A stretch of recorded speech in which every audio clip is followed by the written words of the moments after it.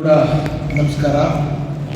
ಭಾರತ ಸರ್ಕಾರದ ವತಿಯಿಂದ ನಮ್ಮ ಜನಗಣತಿ ನಮ್ಮ ಅಭಿವೃದ್ಧಿ ಅಂತಕ್ಕಂಥ 2027 ಜನಗಣತಿಯ ಮೊದಲನೇ ಹಂತ ಪ್ರಾರಂಭ ಆಗಿದೆ.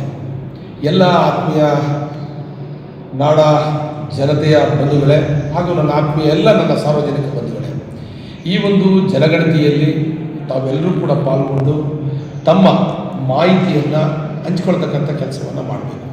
ಈಗ ಮೊದಲನೇ ಹಂತವಾಗಿ ಏನು ಅಧಿಕೃತ ಪೋರ್ಟಲ್ SC-census-government.in ಅಂತಕ್ಕಂಥ ಒಂದು ವೆಬ್ಸೈಟ್ಗೆ ಭೇಟಿ ನೀಡಿ ತಮ್ಮ ಮಾಹಿತಿಯನ್ನು ಇದರಲ್ಲಿ ಹಂಚಿಕೊಳ್ಳೋದ್ರ ಮುಖಾಂತರ ಈ ಜನಗಣತಿ 2027ರಲ್ಲಿ ತಾವೆಲ್ಲರೂ ಕೂಡ ಪಾಲ್ಗೊಂಡು ಜನಗಣತಿಯ ಸಂಪೂರ್ಣ ಮಾಹಿತಿಯನ್ನು ಕೊಡ್ತಕ್ಕಂಥ ಕೆಲಸವನ್ನು ಮಾಡಬೇಕು.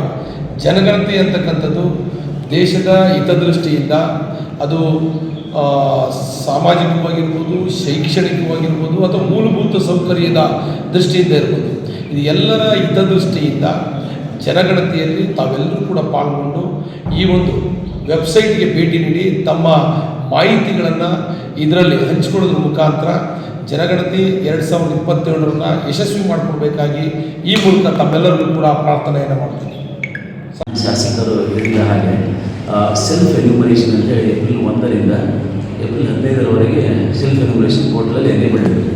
ಸೊ ನಾಗರಿಕರು ತಾವೆಲ್ಲರೂ ಏನು ಮಾಡಬೇಕು, ತಮ್ಮ ಮಾಹಿತಿಯನ್ನು ತಾವು ಖುದ್ದಾಗಿ ಬಿಟ್ಟರೆ ಅದು 100% ಅಕ್ಯುರೇಟ್ ಆಗಿರುತ್ತೆ. ಮತ್ತು ನಿಮ್ಗೆ ಗೊತ್ತಿರುತ್ತೆ ನಿಮ್ಮ ಮಾಹಿತಿ ನೀವು ಯಾವ ರೀತಿ ಶೇರ್ ಮಾಡಿದ್ರೆ ಅಂತ. ಸೆಲ್ಫ್ ಎಕ್ಸ್ಪ್ಲನೇಟರಿ 34 ಕ್ವಶನ್ಸ್ ಇದೆ, ತಾವು ಆನ್ಸರ್ ಮಾಡಬೇಕು. ಮಾಡಿದ ನಂತರ ಏನಾಗುತ್ತೆ, ನೀವು ನಿಮಗೊಂದು SSID ಅಂತ ಬರುತ್ತೆ, SCID ಅದನ್ನು ನೋಟ್ ಮಾಡ್ಕೋಬೇಕು.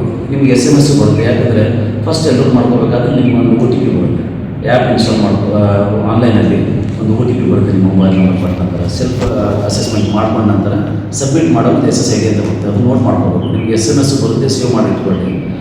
ಎನ್ಯುಮರೇಟರ್ ತಮ್ಮ ಮನೆಗೆ ಬರ್ತಾರೆ ಮತ್ತೆ ವ್ಯಾಲಿಡೇಟ್ ಮಾಡಿಸೋದು. ಸೊ ಅವ್ರು ಬಂದಾಗ ಅದು SSID ಕೊಟ್ಟರೆ ಇಮಿಡಿಯೇಟಾಗಿ ಅವ್ರು ವ್ಯಾಲಿಡೇಟ್ ಮಾಡ್ತಾರೆ, ಕಡಿಮೆ ಆಗುತ್ತೆ. ಇದೊಂದು 2 ಅಡ್ವಾಂಟೇಜ್. ಒಂದು, ನಿಮ್ಮ ಡೇಟಾ ಅಕ್ಯುರೇಟ್ ಇರುತ್ತೆ. ಇನ್ನೊಂದು, ಎನ್ಯುಮರೇಟರ್ ವರ್ಕ್ಲೋಡ್ ಕಡಿಮೆ ಆಗುತ್ತೆ. ಮತ್ತು ಕರೆಕ್ಟಾಗಿ ಯಾರಿಗೆ ಮಾಹಿತಿ ಬೇಕಾಗುತ್ತೆ ಅಲ್ಲಿ ಎನ್ಯುಮರೇಟರ್ ಟೈಮ್ ಸ್ಪೆಂಡ್ ಮಾಡ್ಬೋದು. ಸೊ ಇದರಲ್ಲಿ ಸಹಕರಿಸ್ಕೋಬೇಕಂತ ವಿನಂತಿ.